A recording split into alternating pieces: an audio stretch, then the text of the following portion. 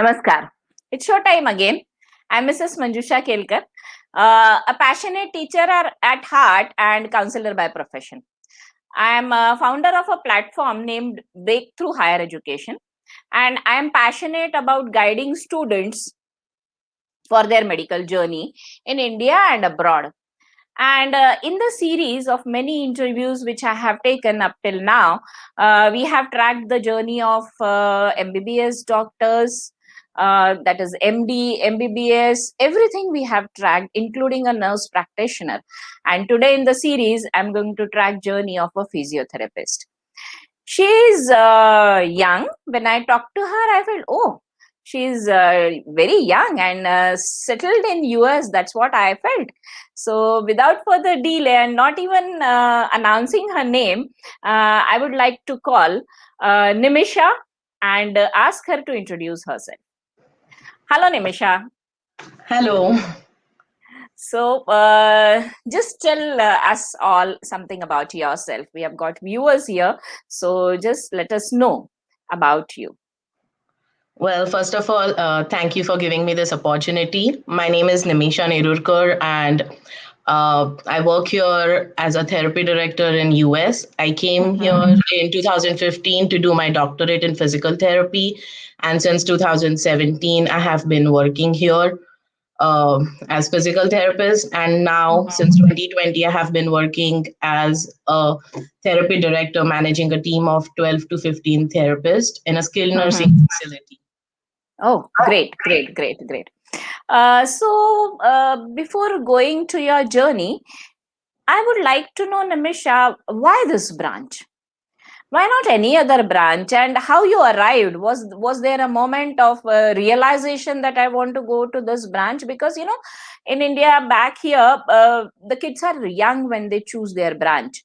In US, because many a times after BS they have to do their pre-med and then decide whether they want to do something in medicine or not, and some many other avenues are available. But in India, usually after 12th, you people have to decide what you want to do.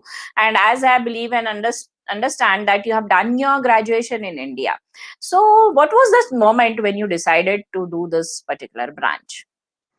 So I always wanted to be a healthcare worker, and Mm-hmm. when I was in my 12th standard, my mom had some knee injury, and she used to go to a physical therapist. And at that time, I used to accompany her to that clinic, and that's when I got introduced to this branch, and Mm-hmm. it just felt so upcoming, promising. And it was like, the physical therapy is more like to promote health through rehabilitation and through physical interventions, not like anything like medicine, like not like internal thing. It's something which you do externally, and still you see a lots of uh, positive Results. results. Yes. Yeah, yeah. So when we understand, or when we are just when we were both of us were talking about physiotherapy per se as a branch, I just want to ask you, Nimisha, what is the difference between means? Sometimes we merge here in India. A person who is a trainer in gym, a physiotherapist who is actually working, a occupational therapist, and someone, a yoga teacher, we just put all of them into one basket, or we say that they are doing something physically or exercise wise. So what do you feel, and how do you differentiate? Well, between physical therapy and occupational therapy, I would say it's kind of simple, because occupational therapy is more like occupation related, like more like doing your activities of daily life, like, dressing yourself, brushing your tooth. That is something which occupational therapy trains. Whereas physical therapy is more like functional mobility, like, when you're laying in bed to sitting at the edge of the bed, then, standing up, going, sitting in the chair, or walking. That is more physical therapy. True. Whereas yoga is, yes, yoga and gym instructors, they are more like exercise related. It's more like preventative exercises. Whereas Mm-hmm. physical therapy, occupational therapy are more, they more focus more on medical conditions. Like when you have a pre-existing medical conditions, or when you have like say for example paralysis, or after your knee replacement, or in women's health and all that. When you have a pre-existing condition, it's more like in a medical way we approach with physical therapy and occupational therapy. Great, great, great. Great to know the difference. I'm also enlightened by your answer. Thanks for that. And I know you have reached a position in US. So was US a dream of all times? Did you dream it from day one that you want to go to US one fine day? Yes, to some extent. Yes, it was Okay. a dream that I wanted to be here. I mean, I did practice in India for 1.5 years, and I used to love practicing in India also. But I was always somehow attracted to United States. Great. So we'll go back and track your journey when Nimisha was a school-going girl, and then she went to her junior college and did her 12th standard. So how it happened? After your 12th standard, you did your graduation. So tell us about your journey from then on. So, 2009, I did my 12th, and after that, it was like 4.5 years of course doing Bachelor's of Physical Therapy, which I did in Pune. After that, for 1.5 years, I was working in Zoshi Hospital. I was doing some home health patients, like home services. And at that time, I even gave my TOEFL and I started applying to the universities because I mean, when And you which have was this year roughly? 2014. So 2014 March, 2014. I Okay. graduated. Like I finished my internship, started working. Then 2014 around October, November, I gave my TOEFL and started applying to the universities because academic year in US kind of starts from August or September. So you have to apply a year before, and the application deadlines are usually March or May for getting into a course in August or September. So I did start applying 2014 December, 2015 January, and before the deadline ended, because they take like 2 or 3 months to even get back to you to tell you if you got admission or not. So at Okay. that time, like I got admission, and then you have to process through visa and all that. Yes.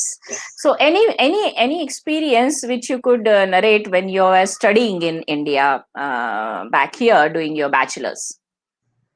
Any moment, because you people, when you are in healthcare sector, there are many moments which either depress you, or they are you are excited, and many moments come in your life when you say, oh my god, I don't want to, I'm just running away from this field.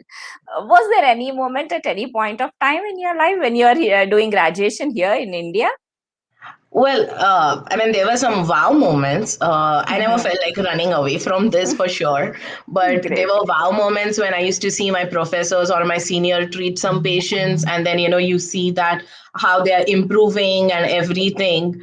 So it gave me lots of motivation and encouragement to stay in this field. And we used to go to those meetings or conferences where we could learn about new research and all that. So that was more like a motivation. Hmm. Okay, so you applied, and then I understand that a great thing happened with you, because viewers, when I was talking to Nimisha, she applied for her masters, but her university in US called up, emailed her, and told that you are eligible for your doctorate. So why don't you join doctorate again? So I thought, oh wow, this also happens. So let us understand the particular incidents from Nimisha. Yes, Nimisha. So I did apply to Loma Linda University in California, and I had applied for master's program. So I got an email one day which said that, and because I was in India and I didn't know much about American Physical Therapies Association or anything. So I got an email from my university which said that American Association of Physical Therapy is now from 2020, that is 5 years down the line, kind of making doctorate of physical therapy a very important thing, and necessary thing to practice in United States.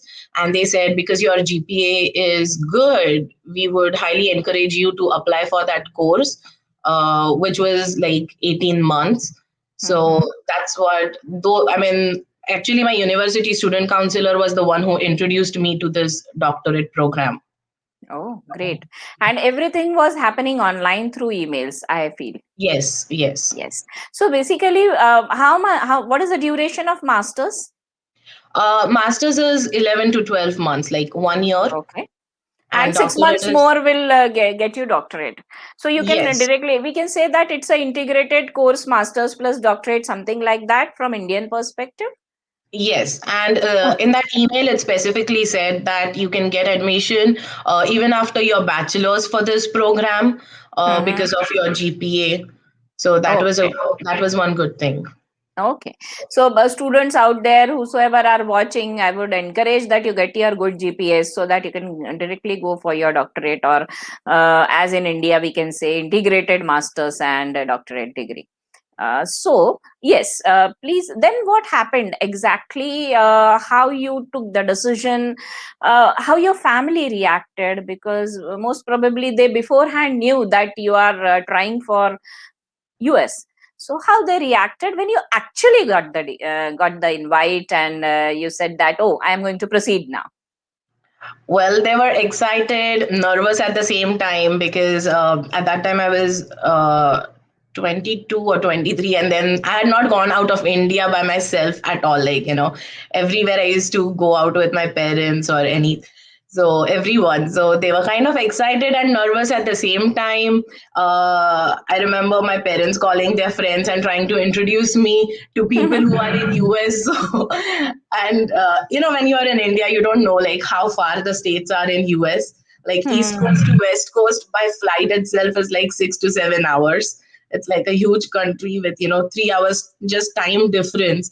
But yeah, my parents and my sister were really really supportive in all the decisions I took, and they were very encouraging also. True. So that's how you took your flight, you booked your tickets. And was there anyone to support you out there, as you said, anyone to receive you when you landed in US? And what happened? So And how did you book your accommodation, etc.? Because people in here, they are very much anxious, and the anxiety level of the parents is very high, when especially when they are sending their girl child out there. one thing I very remember is when I applied and when I got my visa and everything, I contacted the international student counselor. And because I didn't know any of my friends who were going to Loma Linda University, my friends were going to Pittsburgh and some other different universities. So I asked her if she can share some contact information of other students, and which in US you don't really share contact information of other students or anything. So I asked her, can you share my contact information to other students so they can contact me? And she said, yeah, why not? And so she shared my contact information with all of the students. And that's how like four or five of them contacted me. Then we made a small group, we booked our flight tickets together, and we were chatting all the time on messages, but we didn't see each other. So we met each other only at the Mumbai airport before we flew. And after that, so my university had the international student counselor, she said that there's something called super shuttle which picks you up. So we had to book that. And then from the university, for one night we got a one night free hotel stay.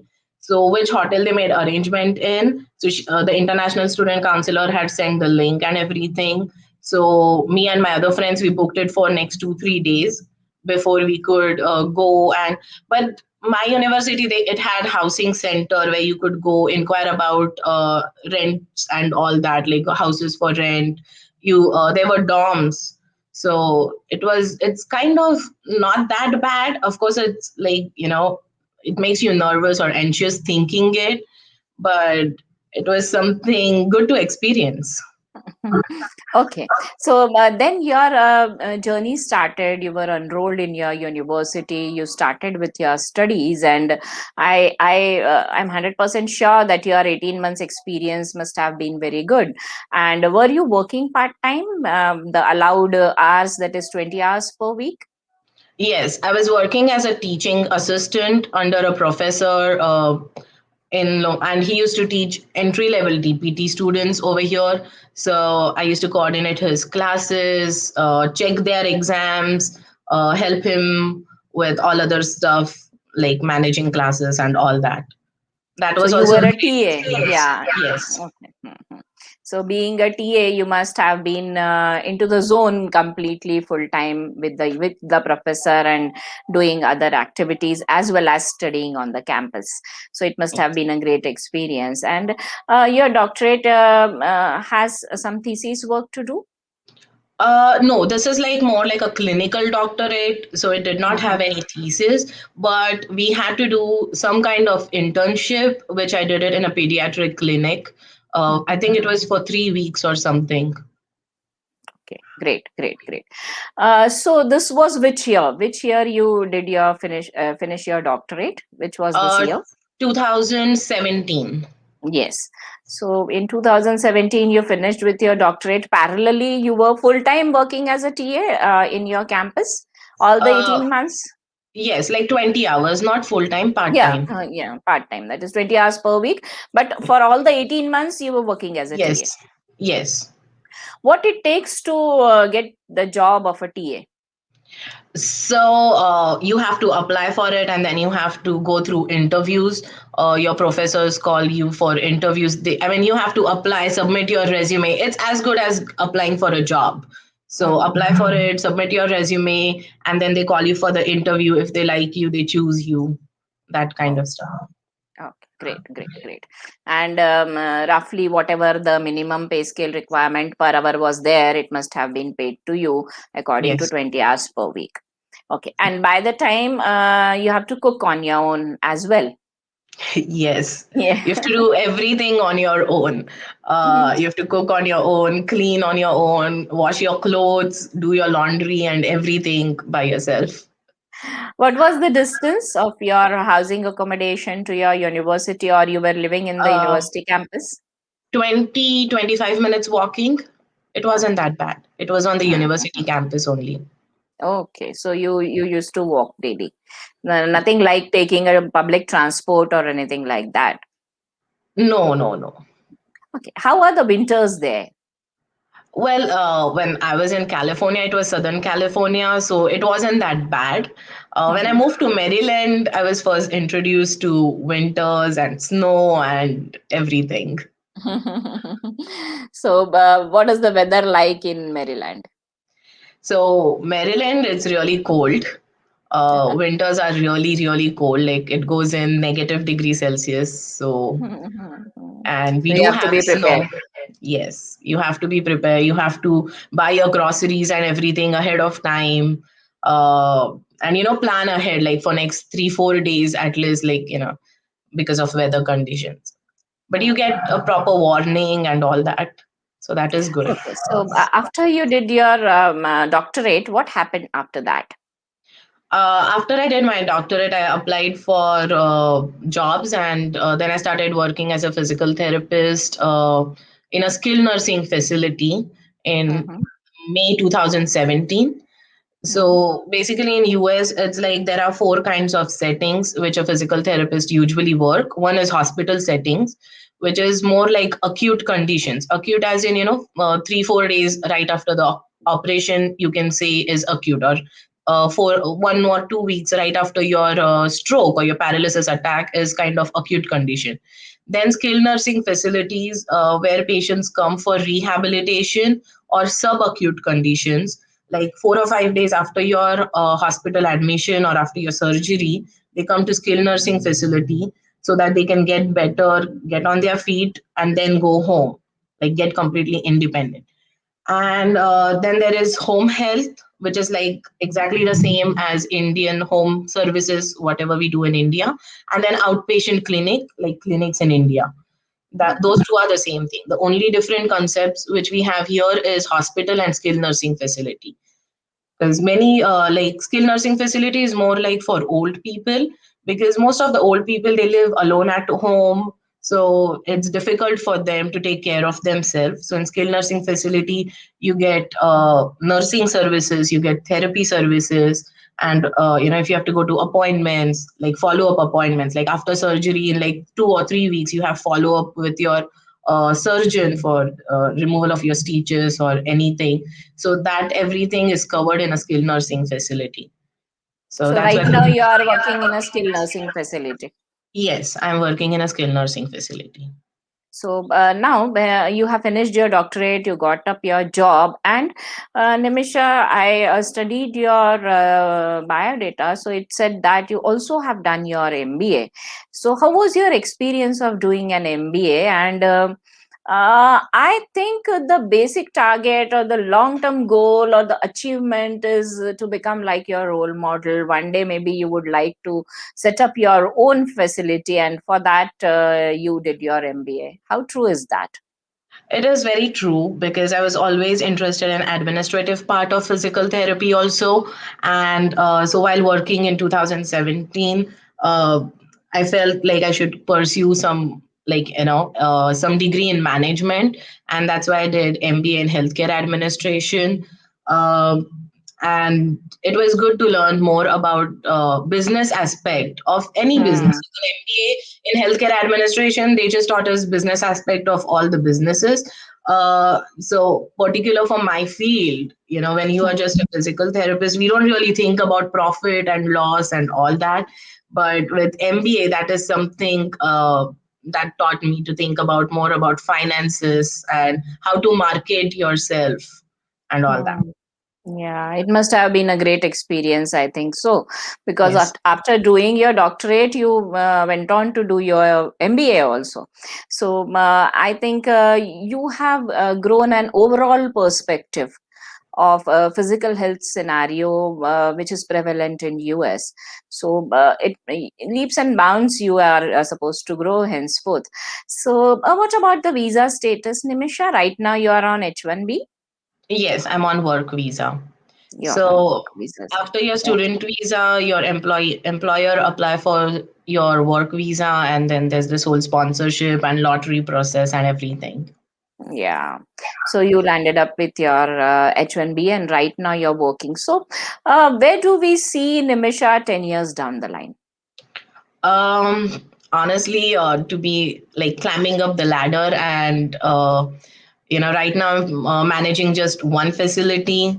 So 10 years down the line, I would like to manage some more facilities like this, like climb up the ladder to be a regional manager and so forth. Okay. So that is the vertical growth you people take. So from Yes, managing one's facility, you can manage multiple facilities, and you can have a vertical growth for your career out there. So yes, maybe there is a clear cut path for you people to have growth perspective. Is that so? yes, yes. So the So line is drawn. So how do you climb? So right now, physical therapist. Then after that, you become a therapy director, where you're managing a team of physical therapist, occupational therapist, speech therapist, and the assistants. So in US, there is a concept called physical therapy assistant and occupational therapy assistant. So assistants are the people who give more like modalities, exercise, like treatment perspective. Therapists, they are more like evaluators, and they plan a treatment which are followed by the assistants. And then a speech therapist. So these are the people who are under me right now. And so I'm working as a therapy director managing this team. After me, above me is a regional therapy director who is managing 12 to 14 buildings, which is like almost half part of Maryland, because my company is more in Maryland, Ohio. So in Maryland, it has got like 25 or 28 buildings. So above me is my regional managing. Above my regional is like COO of the company, like Chief Operating Officer. And then there is clinical vice president and all those people. Okay, so you have got a ladder to climb. and way to go. So in Yes. next 10 years down the line, maybe if I am there around, I'll be interviewing you again when you become a COO. All the best, Nimisha, for that, Thank and to you. me also, that both of us are around at that time. Which is the aspect of a therapist that appeals you the most? Um, the aspect of the therapist, I would say, when I see my patients completely being independent and going home and achieving their goals, I just love to see that. That gives me a lot of satisfaction. Um, just to give a recent example, we had a patient who had COVID in December 2020, and she came to our facility in January 2021, a very young person. And at that time, because of COVID, she had stroke and paralysis. But then, giving her physical therapy, occupational therapy, and speech therapy, all three therapists were working with her. It just, and then 2 weeks back, she went home walking by herself to see her family and kids. And after staying 4 or 5 months in that facility, it was a huge success. Like, we celebrated it and everything. So that is It something must very have been, special. yeah. It Yeah. must be achievement of the team. It must be a team effort and a team achievement when you do certain things in especially during these times when everyone is stressed out. So any moment when you felt that you are very much stressed out in this particular profession, any see, I don't want to ask you anything negative about it, but in this particular field, you have inbuilt stress sometimes, and how do you overcome that? That also is my question. How do I overcome? Well, this field is more like when you're interacting with people, you're meeting new people every day. And plus, it's like, with patients, they have their mood swings. They react to their environment, however their family or nurses or whoever reacts to them, how that is how they react to us. So I think the best key thing is to, maintain your calm and your patience while dealing with them. So that is something I have learned. I feel like, technical skills are something which you learn in school, but when you start practicing, you learn more like people skills, and you have to focus a lot on people skills as a physical therapist. And one more thing I would add is that as a physical therapist, you interact more with patients than any other medical worker as such, because you see, or as a physical therapist, occupational therapist, and speech therapist, I mean, because your therapy session is for 30 to 45 minutes every single day. So that's how you interact more with patients. You make more influence on them than other fields.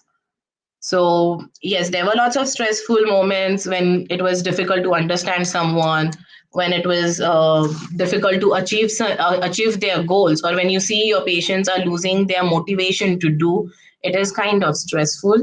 So, all you have to do is maintain your patience, try to motivate them, and then motivate yourself also. How much does your roots help you being Asian? Because sometimes, many a times, I feel that we are more spiritually inclined, or our religiousness also helps us sometimes to remain grounded. What was your experience? Did you do prayers, and were you sticking to anything out there which you had been taught by your parents back there in India? Oh, absolutely. Like, I pray every day. Uh, I recite Shubham Karoti every evening. I do have when my parents were here, so my parents came here in 2017 for my graduation, and they bought some photo frames of our God, and they built like a small little area in my apartment. So, yes, I do go and light. What do you call diva every day, and I say Shubham Karoti and all that, and I pray, and it just, yes, and that is a real good thing to relieve my stress. Like, leave everything on God. It keeps you grounded, and it keeps you alive, because as it is, you are under stress many a times. So not carrying the stress, reverse both the ways, home stress to office and office facility stress to home, both the things are not good. Are you able to do the cutoff kind of thing to maintain your work life balance, like whatever has happened at the center has happened and now I'm back home, or from home, suppose you have not cooked today, you were late today, so it sometimes reflects at our workplace also. So are you able to cut off? Yes, I am. I'm not saying I was able to before. It it took me a lot to learn that, but yes, now I can cut off from work, like to my personal life, between my work life and personal life, because sometimes, as you said, yes, some things happen at work and then you take the stress and you come out of work and then you keep on thinking about it, or something happen at home and you think about that while going to work. What has helped me a lot is I call my parents on my way to work. So it was good, getting my home life out before I enter the work. And after coming back home, I just leave my work there. I don't try to get it home. Good, good, good. Going back, roughly how much is the fee structure, or what is the fee structure at your university where you studied? I think approximately when I was studying, it was 48 to $50,000 in all, for a Hmm. doctorate program for 18 months. Okay. And roughly what is the cost of living like? Well, as a student, cost of living, I would say, was 400, $500, but that depends, because it depends on which university, which city you're living in, and state you're living in. I was in Southern California, but it was like 1 hour away from Los Angeles, so it wasn't that expensive. But as you move towards Los Angeles, like bigger cities, cost of living goes high. Okay. And you went on loan? Yes, I had taken student loan. You had taken student loan. So now it has been repaid, your loan? No, well, I'm still paying it because I was doing my Okay. MBA in between. So I had kind Mm-hmm. of stopped it, like used to do less payments. So I'm still paying it. Okay. And you have done this loan back in India, or you took the loan in US? No, back in India, because you need Oh. a guarantor. And Mm-hmm. at that time, I didn't have Collateral, yes. anyone. Yes. Okay, great, great, great, great. So, after you, many people must have followed your footsteps from either your college or your city. So, what advice you had given them back then before they landed up in US? Well, I told them, do your proper study, like study your university, study where you're going and what you're going to do, and have a path in your mind which you're going to follow. I mean, of course, life doesn't go as planned, but at least have some kind of plan, so you know that you're going to land up in this university. After that, what you have to do? When are you going to give your license exam? Because that is one more thing in US, is about, you need to give your license exam to practice as a physical therapist. So you need to plan a bit ahead of time. Mm-hmm. So, tell us something about this licensing exam, that is FCCPT. What is it? So for licensing exam, in US, there's one exam which is called National Board Exam, which everyone has to give, and then you have to apply for a particular state license, and then you have to give law and ethics exam of that particular state, or or or uh, fulfill all the requirement.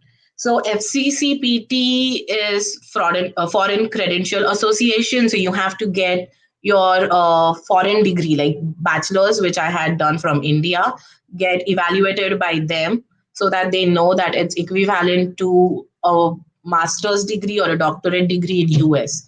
So for that, you might have to give some other exams, like it's called CLEP exams, like college level preparatory exams. Like for example, English, biology, because those were the subjects which we took in our 11th and 12th.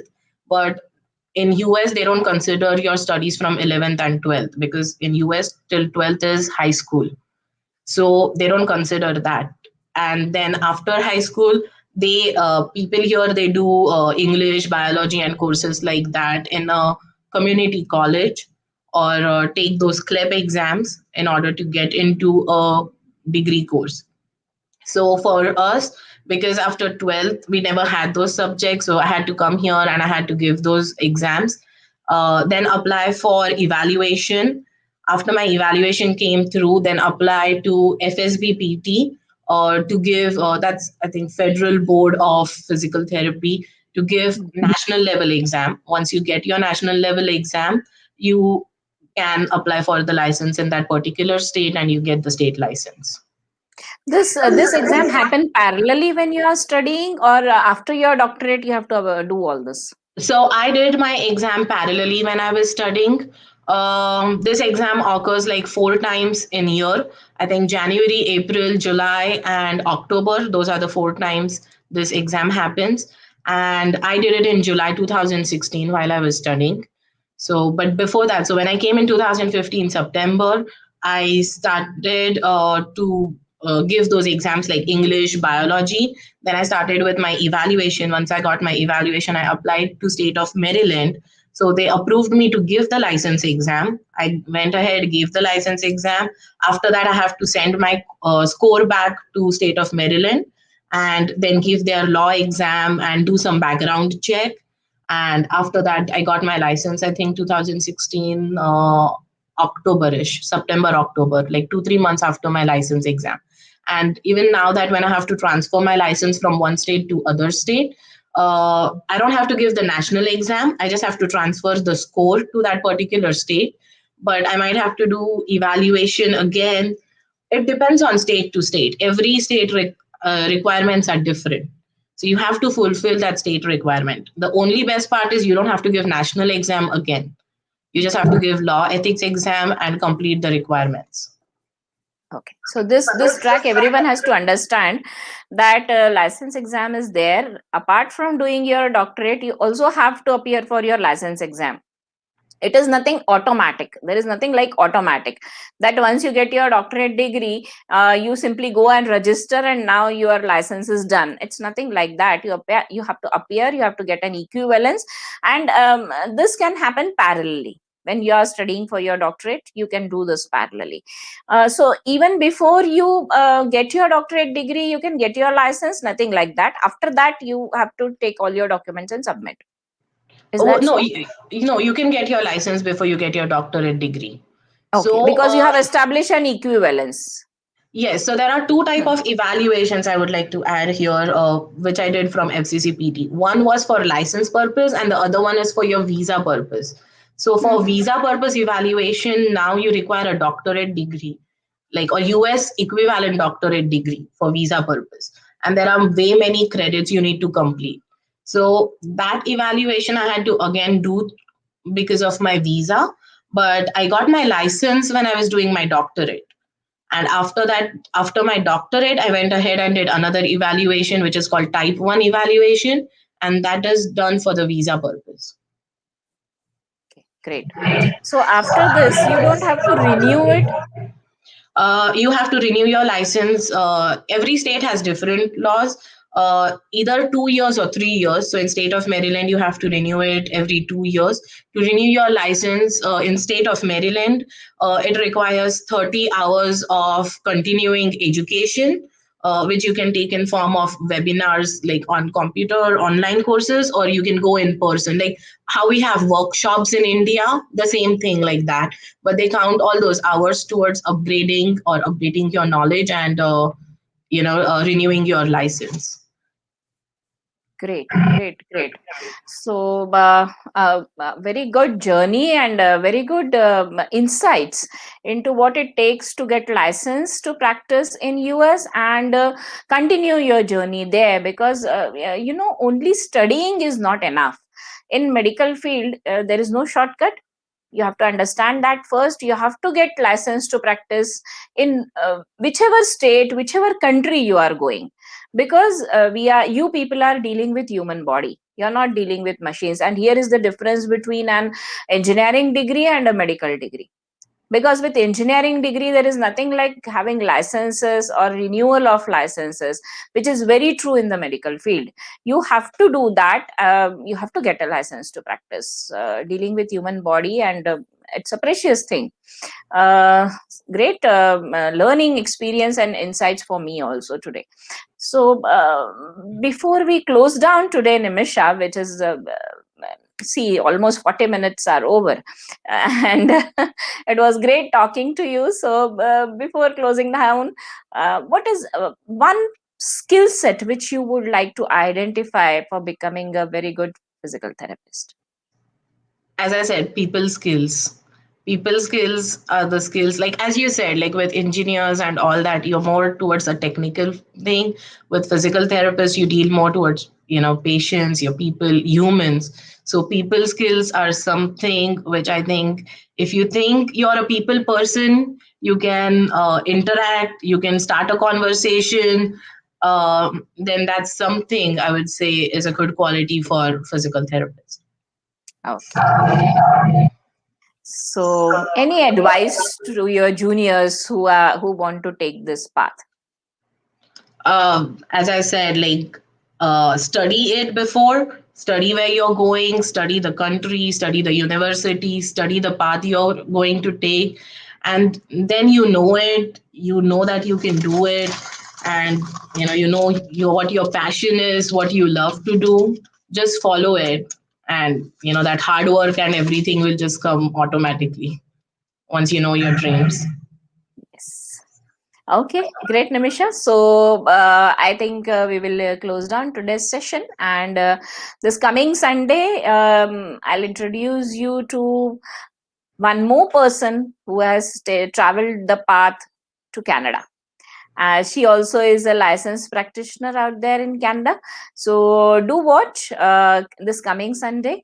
Timing, etc. I'll intimate on my Facebook page. If you want to know more about any other paths to be taken, do write me up, and maybe I'll let you know my WhatsApp number. You can add on there. This is my email ID, so you can just take this down and write me if you have any queries. And if you at all want to talk to Nimisha, or you would like to have some conversation with her, she'll always be there, and both of us can help you out if you have got any other queries. So signing off from Breakthrough Higher Education, Manjusha Kelkar and Nimisha Nerulkar. Thank you very much. Namaste. Thank you.